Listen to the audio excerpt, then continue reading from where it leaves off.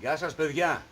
Λοιπόν, ένα παλιό ψυγείο για πέταμα, έτσι. Πρέπει μέσα να έχει, χαλάσουν οι σωληνώσεις και να χάνουν τα υγρά. Οπότε το πήρα εγώ για να το χρησιμοποιήσω. Το μεν κινητήρα μπορούμε να το κάνουμε ένα κοφλεράκι, έτσι. Το άλλο μπορούμε να το κάνουμε αποθηκούλα. Ή όπως για αν θέλω να το κάνω εγώ για τα εργαλεία μου. Λοιπόν, να βγάλουμε τη μηχανή. Αφού τη βάλουμε, την έχω δοκιμάσει εγώ τη μηχανή και βλέπω ότι δουλεύει η μηχανή. Άμα δουλεύει η μηχανή μπορούμε να κάνουμε και το κοφλεράκι που θέλουμε. Έτσι παιδιά. Λοιπόν, το πρώτο που κάνουμε δηλαδή είναι να κόψουμε τις σωλήνες. Δύο σωλήνες εδώ. Αυτή εδώ όχι. Αυτή εδώ που είναι έτσι σκέτη δηλαδή, από εδώ πάνε τα υγρά. Από εδώ δηλαδή με ένα συντηροπρίωνο ή με ένα κοφτάκι κόβονται οι σωλήνες πάρα πολύ εύκολα. Έτσι. Θα το κόψουμε τώρα με το κοφτάκι και μετά μπορούμε να το κόψουμε με το συντηροπρίωνο. Έτσι ακριβώς εδώ. Εντάξει. Τώρα που ελευθερώθηκε μπορούμε να το κόψουμε και με το συντηροπρίωνο το άλλο για να μην παιδευόμαστε δύο φορές. Ακριβώς έτσι εδώ να το κόψουμε.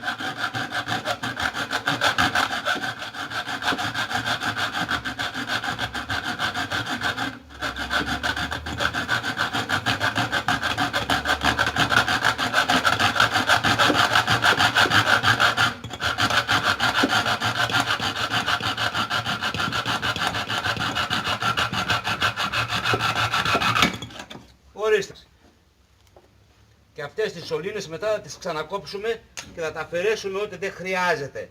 Εντάξει. Λοιπόν, τώρα, για να βγάλουμε αυτό εδώ, με μια πένσα, άμα έχει κάτι εδώ πέρα, άμα τα ισιάξουμε αυτά, έχει κάτι λαμίτσες εδώ, άμα τα σκιάξουμε δηλαδή έτσι, μπορούμε να βγάλουμε τις λαμίτσες, έχει κάτι λαμίτσες. Το πάμε λίγο προς τα πίσω και βγαίνουν αυτά. Αυτές οι λαμίτσες κρατάνε δηλαδή τη μηχανή.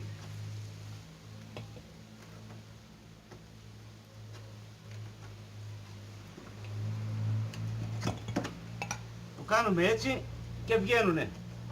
Για να μπορούμε να βγάλουμε τη μηχανή. Θα δείτε είναι πολύ εύκολο. Τώρα αυτό έχει και βρωμιές εδώ. Κατευθείαν η μηχανή βγήκε δηλαδή.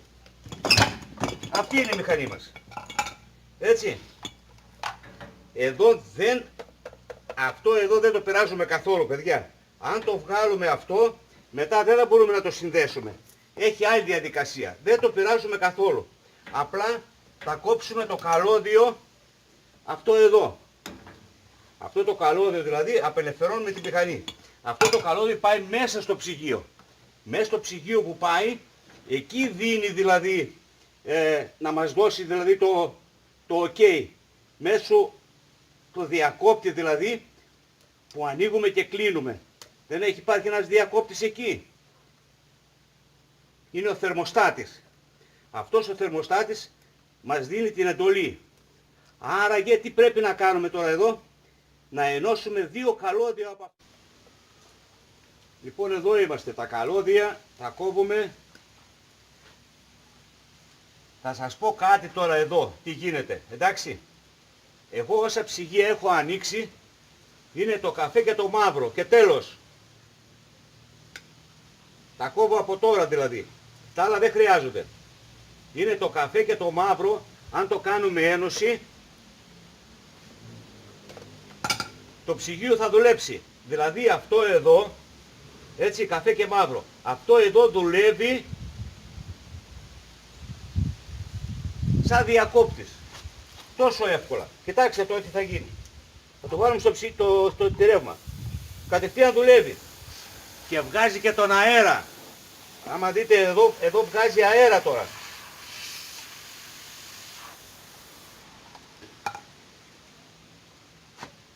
Σε άλλη περίπτωση, εάν υπάρξει πρόβλημα δηλαδή, εάν βάλτε μπλε μαύρο, έτσι, μπλε μαύρο, βάλτε την πρίζα αμέσως ή βάλτε ένα σειρματάκι.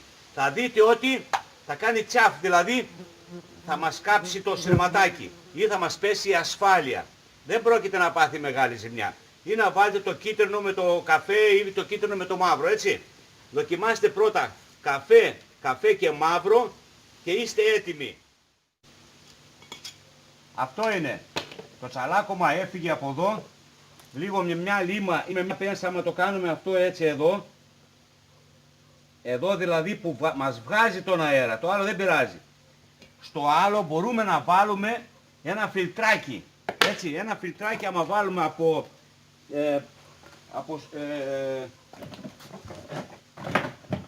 αυτή την κουνουπόσιτα, έτσι, από αυτή την κουνουπόσιτα άμα πάρουμε και κάνουμε εδώ ένα μαραφέτι έτσι να το τυλίξουμε, είμαστε ok. Λοιπόν, αυτή είναι η κατάσταση εδώ για ένα κουφλεράκι στα γρήγορα που μπορούμε να κάνουμε. Εδώ είμαστε συνδεμένοι, μονώνουμε έτσι, να μην υπάρξει κανένα πρόβλημα και βάζουμε την πρίζα μας. Κατευθείαν βγάζει αέρα. Μιλάμε για πολύ αέρα, εντάξει. Γείωση δεν χρειάζεται να βάλετε, ήδη υπάρχει γείωση. Έτσι. Βάζουμε το σωλήνα, σφίγγουμε το σωλήνα.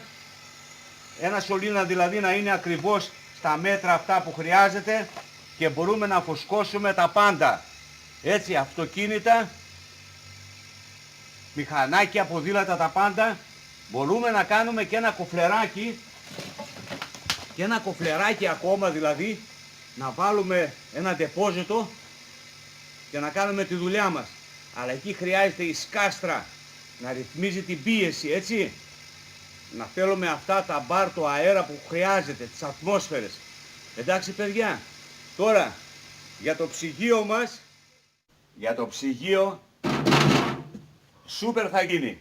Θα το κάνω δηλαδή εξωτερικό, δηλαδή γκαραζάκι. Θα βάλω τα κλειδιά μέσα, όλα τα πάντα, τι χρειάζεται και δεν θα υπάρχει υγρασία. Οκ, εδώ μπορούμε να βάλουμε τα πάντα, μέχρι και βιδάκια, όχι φύλλα που έχει τώρα μέσα.